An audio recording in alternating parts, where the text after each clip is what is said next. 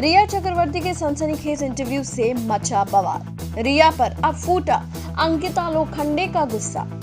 जी हां, सुशांत सिंह राजपूत केस की मुख्य आरोपी यानी सुशांत की गर्लफ्रेंड रिया ने पहली बार अपनी चुप्पी तोड़ी। आज तक के साथ बात करते हुए इस इंटरव्यू में रिया ने कई खुलासे किए, जिसमें उन्होंने खुलासा ये भी किया कि सुशांत ने साल 2013 में क्लॉस्ट्रोफोबिया की वजह से दवाई खाना शुरू किया और वो एक साइकियाट्रिस्ट से भी मिले थे। इसके साथ ही रिया ने सुशांत की एक्स गर्लफ्रेंड अंकिता लोखंडे पर भी सीरियस एलिगेशंस लगाए, मगर अब अंकिता ने रिया के इन आरोपों पर अपना गुस्सा जाहिर करते हुए अपना एक स्टेटमेंट जारी किया है और इसमें रिया के 3 झूठों का पर्दाफाश किया है।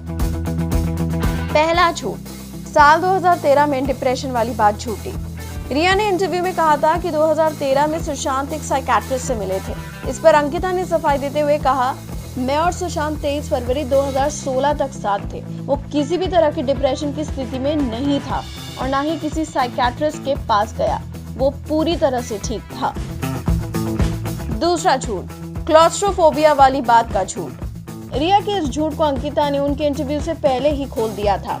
रिया ने कहा था कि सुशांत को क्लॉस्ट्रोफोबिया था और उन्हें फ्लाइट में बैठने से डर लगता था, लेकिन अंकिता ने एक वीडियो शेयर किया था जिसमें सुशांत खुद प्लेन उड़ा रहे थे। इनफैक्ट प्लेन उड़ाना तो सुशांत का एक सपना था, क्योंकि सुशांत ने अपने 50 ड्रीम्स को पूरा करने की जो लिस्ट बनाई थी उसमें प्लेन उड़ाना भी शामिल था। इसलिए रिया का ये कहना कि सुशांत को क्लॉस्ट्रोफोबिया था और उन्हें फ्लाइट में बैठने से डर लगता था, सरासर झूठ है। और तीसरा झूठ, साल 2016 के बाद सुशांत अंकिता के बात करने का झूठ। रिया ने कहा था कि अंकिता और सुशांत की बात इनके ब्रेकअप के कई सालों बाद मणिकर्णिका की फिल्म के दौरान हुई थी, लेकिन अंकिता ने बताया, मैंने किसी भी प्लेटफॉर्म पर ये नहीं कहा कि ब्रेकअप के बाद मैं और सुशांत टच में थे। सच ये है कि मैंने ये कहा कि मणिकर्णिका फिल्म की शूटिंग के दौरान सुशांत ने मेरी फिल्म के एक पोस्टर पर कमेंट करते हुए मुझे बधाई दी थी, जिसे हमारे दोस्त मुकेश छाबड़ा ने शेयर किया था। मैंने उसका विनम्र जवाब दिया था। ऐसे में रिया का दावा गलत है कि मैंने और सुशांत ने फोन पर बात की। अंकिता यही नहीं रुकी, उन्होंने कहा, यहाँ तक कि मैंने अभी तक सभी इंटरव्यूज में एक ही बात कही है, जब मैं और सुशांत साथ थे वो किसी भी तरह के डिप्रेशन में नहीं था। हम उसकी सफलता के साथ में सपने देखते थे और मैं प्रार्थना करती थी और वो सफल होता था, और यही मैंने अभी तक कहा है।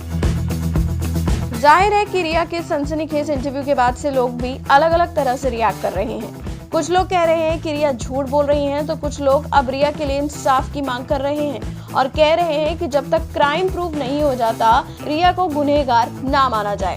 खैर, आप लोग क्या सोचते हैं इस पर? शेयर कीजिए अपनी राय।